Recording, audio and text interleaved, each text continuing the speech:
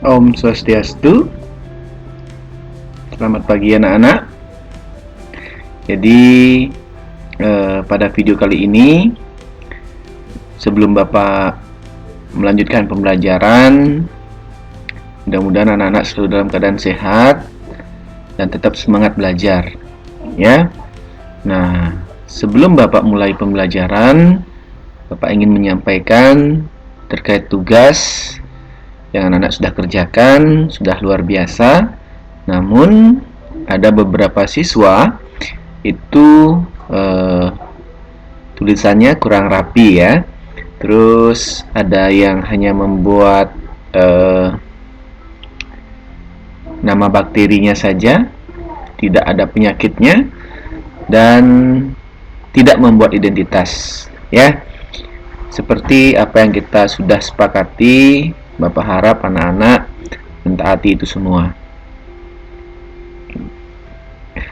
Baik, untuk anak-anak, tugas yang anak-anak kerjakan itu sebenarnya sangat mudah ya.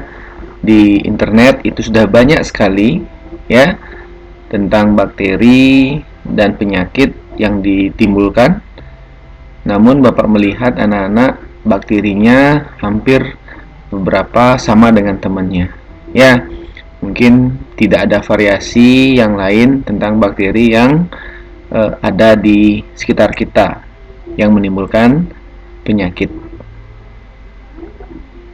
Nah, sekarang Bapak akan coba tampilkan beberapa bakteri yang sering kita dengar penyakitnya ya. Seperti apa? Mari kita lihat ya. Nah, ini anak-anak ya. Beberapa bakteri yang lain yang ada sebenarnya bisa dipilih, ada 12 bahkan lebih ya anak-anak ya. Ini baru sedikit bakteri yang ada yang Bapak bisa tampilkan. Nah, hal penting yang Bapak perlu sampaikan dalam penulisan nama bakteri itu menggunakan binomial nomenklatur ya, dimana ada dua suku kata ya. Kata pertama huruf depannya besar ya, kata kedua kecil semua ya. Ini sudah diisi garis ya, atau nanti bisa ditulis miring, dicetak miring. Inilah tata penulisan nama bakteri ya untuk yang ilmiah. Di Bapak melihat anak-anak penulisannya masih sembarangan ya, mohon diikuti aturannya. Oke. Untuk tugas bisa diperbaiki untuk mendapatkan nilai maksimal. Silakan cek komentar yang Pak berikan ya. Bisa diperbaiki. Baik, kita akan lanjutkan materi kita yang kemarin adalah tentang Kingdom Monera ya. Nah, untuk hari ini kita akan belajar tentang Kingdom Protista ya. Ini adalah kingdom yang kedua dari 5 kingdom yang akan kita pelajari. Oke, Kingdom Protista itu memiliki ciri-ciri ya. Jadi eukariotik. Masih ingat nggak eukariotik? Eukariotik itu adalah makhluk hidup yang intinya memiliki membran ya. Jadi ada membran inti dalam selnya. Terus yang kedua, nah ini kingdom yang sangat banyak jenisnya anak-anak ya. Ada yang uniseluler, ada yang bersel satu atau tunggal, dan ada yang juga multiseluler atau bersel banyak ya. Sangat unik untuk Kingdom Protista ini.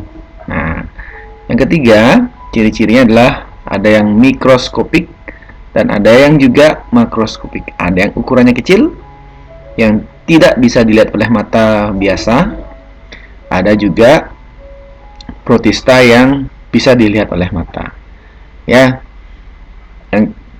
Yang keempat itu adalah mirip hewan. Nah, ada yang mirip hewan, ada yang mirip tumbuhan ya. Jadi dulu dikira dia adalah hewan, dan juga dia dikira dulu adalah tumbuhan. Nah, karena dia bukan hewan dan bukan tumbuhan, maka dibuatlah sebuah kingdom namanya Protista. Itu anak-anak ya. Nah, kita bisa lihat bersama ya, kingdom Protista ada yang mikroskopik, ada yang makroskopik. Nah, mikroskopik itu harus menggunakan alat bantu yang namanya mikroskop ya. Yang umum biasanya anak-anak bisa dengar, yang sering didengar itu adalah amuba ya, euglena, dan paramecium ya. Jadi ini adalah protista yang sering disebut dalam kehidupan sehari-hari, dalam pembelajaran ya, seperti amuba, euglena, paramecium. Dan di bawahnya ada protista yang lainnya ya, untuk yang mikroskopik ya. Dan untuk yang makroskopik, ini bisa dilihat dengan mata biasa ya, seperti Euseuma ya, Spinosum. Ini adalah alga anak-anak ya, alga. Terus ada alga merah, ada alga untuk Gracilaria sp, alga hijau Ulva sp, dan alga coklat untuk Fucus sp. Jadi alga ini banyak kita temukan di air, biasanya di laut ya. Ada di laut, ada di tempat-tempat yang lembab ya. Jadi protista itu ada yang mikroskopik, ada yang makroskopik ya. Nah, selanjutnya kita ke kingdom protista yang mirip hewan. Nah, kenapa dia disebut mirip hewan? Karena dia bisa bergerak anak-anak ya. Dia bisa bergerak, dia bisa makan. Jadi memakan makhluk lain, makhluk kecil lain, makanannya itu dia bisa memakan ya. Nah, di sini anak-anak juga bisa menemukan protista yang mirip hewan lain ya. Nah, untuk protista yang mirip hewan itu disebut dengan protozoa ya. Protista yang mirip hewan disebut dengan protozoa. Contoh protozoa ini bersifat mikroskopik anak-anak ya, tidak bisa dilihat oleh mata biasa. Itu ada Rhizopoda, Ciliata ya, ada Flagellata, ada Sporozoa, ada amuba yang Bapak sebutkan tadi, paramecium, dan euglena ya. Nah, ini adalah protista yang mirip hewan, disebut dengan apa? Protozoa. Itu anak-anak ya. Nah, selanjutnya ada kingdom protista yang mirip tumbuhan. Nah, ini yang mirip tumbuhan. Kenapa dia disebut dengan mirip tumbuhan? Karena dia bisa melakukan fotosintesis. Dia memiliki zat hijau daun atau klorofil ya, bersifat autotrof ya anak-anak ya. Bisa membuat makanan sendiri ya. Nah, seperti yang Bapak sampaikan di awal, alga ya. Ini adalah alga. Jadi protista yang mirip tumbuhan itu adalah alga ya. Ada alga merah, ada alga hijau, ada alga coklat ya, dengan nama ilmiahnya di sana ya. Mohon diperhatikan dengan baik, dipahami dan diingat. Alga merah Euseuma spinosum ya, ada Gracilaria sp, ada Ulva sp, dan ada Fucus sp ya. Itulah kingdom protista yang mirip tumbuhan karena dia bisa melakukan fotosintesis seperti tumbuhan ya. Selanjutnya kita beranjak ke kingdom berikutnya ya, kingdom fungi ya. Kingdom fungi itu adalah kelompok makhluk hidup yang memperoleh makanan dengan cara menguraikan bahan organik makhluk hidup yang sudah mati. Nah, di sebelah itu di atas Bapak ya, itu sudah ada gambar ya, foto dari fungi. Nah, kalau sudah lihat gambarnya berarti tahu nama lainnya apa? Jamur, ya. Fungi itu adalah jamur anak-anak, ya. Jamur ini dia tidak dikatakan tumbuhan, ya. Namun kita sering mengatakan dia adalah tumbuhan jamur, padahal jamur ini memiliki kingdom sendiri, dia memiliki kerajaan sendiri, ya. Kenapa dia tidak disebut tumbuhan? Nah, karena yang kedua, itu dilihat karakteristiknya, ya, tidak berklorofil, ya. Dia tidak dikatakan tumbuhan karena dia tidak memiliki klorofil. Dia memiliki apa? Memiliki spora, ya. Terus dia juga tidak memiliki akar, batang, daun. Ya, jadi anak-anak lihat di gambar di atas Bapak, itu tidak ada daunnya, tidak ada batangnya, tidak ada akarnya, ya. Sehingga peneliti itu mengelompokkan jamur ini ke dalam sebuah kerajaan, kingdom, yang disebut dengan fungi, ya. Untuk hidup, fungi ini selalu hidup di tempat yang lembab, ya, bersifat saprofit. Saprofit itu adalah makanannya berasal dari makhluk hidup yang sudah mati. Nah, yang ketujuh itu adalah bersifat parasit. Parasit itu dia adalah menempel dengan makhluk hidup lain, ya, menempel dengan makhluk hidup yang lain. Oke, itulah kingdom fungi, ya. Nah, contoh jamur, contoh fungi, ya, yang anak-anak sering perhatikan dan ada yang bisa dikonsumsi, anak-anak, ya. Ada jamur yang bisa dikonsumsi, ada pula jamur yang tidak bisa dikonsumsi, ya.